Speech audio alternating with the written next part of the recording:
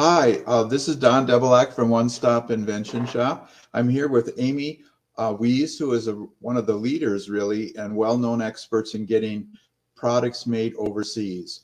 Now, just as a little prelude, of course, we make products overseas so our costs are lower, but in many cases, making the products overseas is the only way you can make money. Basically, you have to be able to sell a product for 4 times your cost at retail to make money, and about 2.5 times cost in other methods if you're going to make money. So I know a lot of people tell me they want an American manufacturer because it's more convenient and everything like that. But the fact is, if you don't get your cost at a point where you can hit your price point, you're not going to make money, and there's really no reason to move forward. So what Amy is all about is giving you a product at a cost where you can actually profit from it rather than spin your wheels, make a lot of effort, and not make any money. So Amy, can you tell us a little about your journey into e-commerce and product development and how it led you to become a overseas manufacturing expert? Yeah, thank you, Don, for having me today. It's really great to be here. I've always been a very curious creator, and I've always had ideas. I started selling on Amazon while I was in the United States Air Force in 2007. And I was just flipping my textbooks back then and just little hobbies and sketching ideas for things. But in 2017, I actually invented a product, and I invented a better way to clean the cat litter box. And I wanted a way to be able to bring that product to market. I knew I could launch it on Amazon because I was already an Amazon seller. But I had to find a manufacturer. I had to develop that product from scratch. And I had to, find a manufacturer for that product. And I have a little tiny printout of it here on my desk. This is a miniature version of it. But this product is actually made in the USA, believe it or not. My factory is in Kerrville, Texas. We have sold over $1 million of this product in various markets.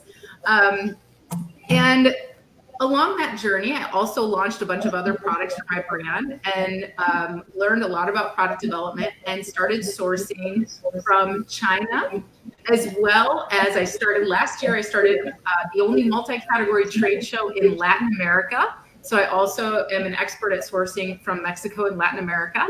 And then I also hosted an event in Jordan, of all places. And we help people find manufacturers in Jordan, a little country in the Middle East that's already really good at exporting. I've also been to India to source products. And so around the world, there are lots of really great places to source your products. But as you mentioned, Don, the most important thing is ensuring that the economics make sense and that you can maintain the quality of your products so that your customers stay happy. Yes, well, just maybe you could share with our listeners what are the key factors you think people should be looking at when they're looking for a low-cost manufacturer? Well, first of all, a lot of people don't know their manufacturing process. So the first thing that you should be doing if you are going to try to find a manufacturer for a product, whether you're looking in the US or you're looking on Alibaba.com or wherever you're looking, you need to understand how your product is made.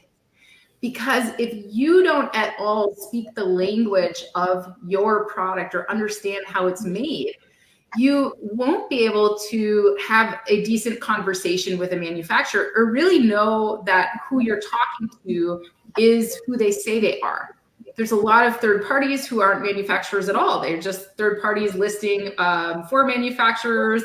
I have a friend in China. We've told his story for many years. He's like a gold star. He's got lots of stars on Alibaba as a manufacturer, but he's actually just a guy in his apartment sourcing cell phone accessories from multiple different factories. So, it's very important. I mean, good on him, he's making it work. And as long as he's maintaining the quality for his clients, that's fine. But it's very important if you are trying to find a manufacturer for your product that you understand how your product is made. So the first point is know your manufacturing process. So is it cut and sew? Is it injection molding? Is it, how is that product made? A good way to learn this, if you're not sure, is there's lots of great YouTube videos, shows like how it's made, where you can look up how different things that are like your product are made, and you can learn about that. And then you can search by manufacturing process, and you can have conversations. And that's one of the best ways to start the manufacturer search. And then the second thing, you mentioned earlier about quality.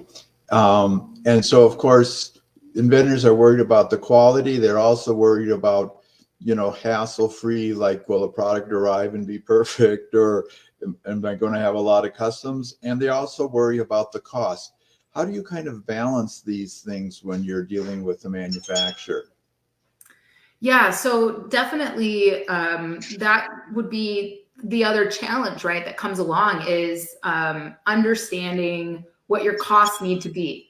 Don, you mentioned in the beginning that people need to be able to sell their product for, 4 times at least. I mean, I sell on Amazon and they take at least 30% of my margin. So, I've got to really make sure I try to have a minimum 7x multiplier of my product from what I source it for versus what I sell it for. So that's really, really important for people to understand. And you don't want to just source a product. You don't want to overdevelop a product and add all the bells and whistles. And now you've paid $10 for something to source it, to manufacture it, that you can only sell for $20. That's not enough. It's not enough room in the market, right? There is not enough margin in that product. So it's really important that you understand what you can sell that product for, right? So even if I, like this litter box cleaner that I invented, there are no other litter box cleaners on the market. I created a new category, right? But the thing that's important to note is that I still have competition. There still are self-cleaning litter boxes. There are scoops, right? I still have competition. I need to know what the price is in the market. So when you're sourcing, it's important for you to understand, okay, what can I sell this product for reasonably? And what do I need to source it for in order for me to have enough margin? And that's where you start talking to your manufacturers about the type of materials that would go into that product, the processes for it to be made, and how you can talk about your target price for sourcing that product. And you can ensure that you have enough margin between your target price for sourcing and your retail price in order to scale your business effectively and efficiently. So it's really important to understand your manufacturing process, and then also to understand what your target price needs to be. And then your next question that you asked me is like, well, how do you maintain quality? Well, it is very important, right? We don't just want to go with the cheapest price, because that could mean that the product's going to break and all of that, right? So it's important to have conversations with your manufacturers. Sit down and talk to them and say, okay, we need to make it at this price, right? And we might need to make sure that we're doing a minimum viable version of that product, right? And ensuring that we're maintaining quality and talking to our manufacturer about it. Like, how do we maintain the quality of this? Yes, we're going to use a cheaper material, but is that going to affect the quality of it? Is there something else that we could do, right, where we're not compromising on quality? So conversations and communication, and then knowing your target price and your retail price are very, very important. Yeah, one of the things you were mentioning there, I think is important, is a lot of inventors just go ask a manufacturer, oh, what will this cost me? And you never should say that because what it costs you doesn't give you the price that you're interested. You have to tell them what price you need. Do you agree with that? Yeah. Because otherwise, manufacturers want to make a big margin too, and they'll just charge you whatever they think they can get away with. Well, and the other thing that I encourage people to do is especially if you've invented a product, you don't just want to give like a manufacturer in China your designs and be like, oh, how much will this cost to make? You want to find a similar product. So, if I'm making this product out of plastic, I'm not going to give them the designs for this. I'm going to look, okay, well, other manufacturers make trash bins already out of plastic, right? I can talk to them about that, right? That piece of it. And I can look at trash bins with covers, because this piece is another separate plastic piece. So I can look at that and I can source that. I can have a conversation about that. So I understand pricing and quality and the ways that I could change that product. I can talk to manufacturers that way, and make sure that the prices and everything that they're giving me for a similar product are going to be in line.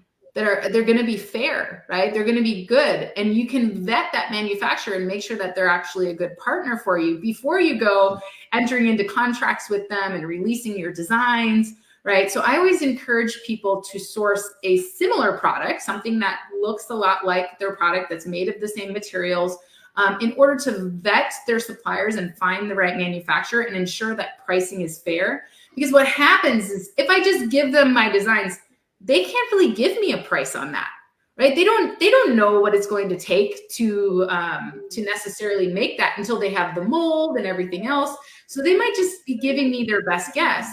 But if I'm having a discussion about a similar product and I understand the pricing with them for that, then that gives me more leverage in talking with them about, okay, well, now we're going to change the top of this. It's going to be different, right? So what will that do to our pricing, right? Because I already know what the pricing is for this other similar product over here. So it's very important. That's what a lot of inventors will do, is they'll just release their designs.